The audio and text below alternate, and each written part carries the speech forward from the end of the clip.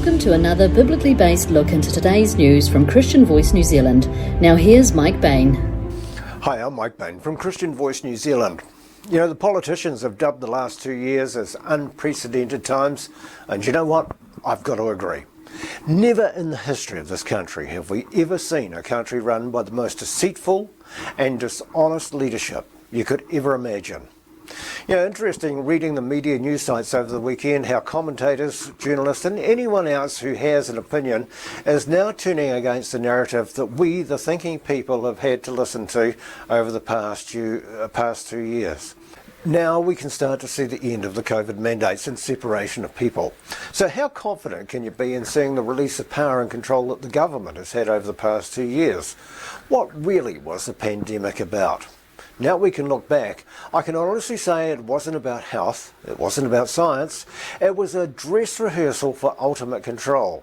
For a long time I've heard people speaking about a one world government and the control that they would have. Well, up until a couple of years ago, this was pure fantasy, I thought, in the minds of the writers. But the pandemic gave those in power the opportunity to trial a shutdown of the world's economy and watch the reaction. You know, their fear-mongering ways outstrip the impact of any Nazi regime, as globally we've seen all countries tested in some way or another. Well, while the world may be starting to awaken, I cannot but think that maybe those conspiracy theorists might have been right. Vaccinations pumped into every human in the world who submitted may come back to haunt us in some way. But the past 2 years it's been about health. But now we're seeing the next step, which is economic recession, which is being coupled with food and supply shortages. Let's throw in a military conflict and watch where those apples fall when it comes to alliances. If you think the last 2 years have been unprecedented, just wait till you see what happens in the next two. You know, we could learn from the pages of the Bible how ancient Israel, before its fall to the Babylonian superpower, had become friendly with its neighbouring countries. You know, they traded, they played, their influences became Israel's, their idols became Israel's, and their gods replaced the God of Israel. That nation looked and felt different, as if they'd become strangers in their own land. But contrast that with New Zealand and the influence of the nations that we're allied to. You know, for some Kiwis it might be that we've become strangers in our own land as well. The lesson is there though in the historical account of Israel for all to see. New Zealand is allied, friendly and reliant on other nations. On one side we're friendly and heavily influenced with the USA, and we're reliant on their protection against adversaries. But on the other hand, we trade and we're relying economically with China. You know, both nations have a huge impact on us. But here's the question. What happens if China suddenly aligns itself with Russia? What happens to a small country like New Zealand? Will we be forced to choose sides? And what is more important to us as a nation? Is it our economic viability or our security? If anything, the last 2 years has given us food for thought. The next 2 years will, however, give us a reality check in the way that New Zealand will be forced to choose.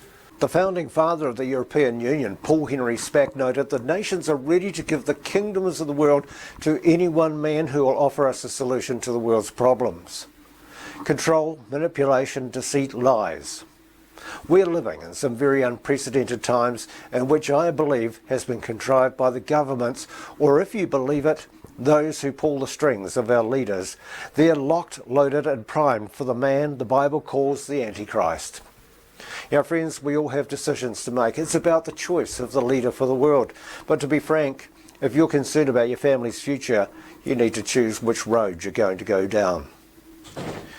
Will it be down the road that the band AC/DC promoted, which was popular and takes no effort? It's called the Highway to Hell.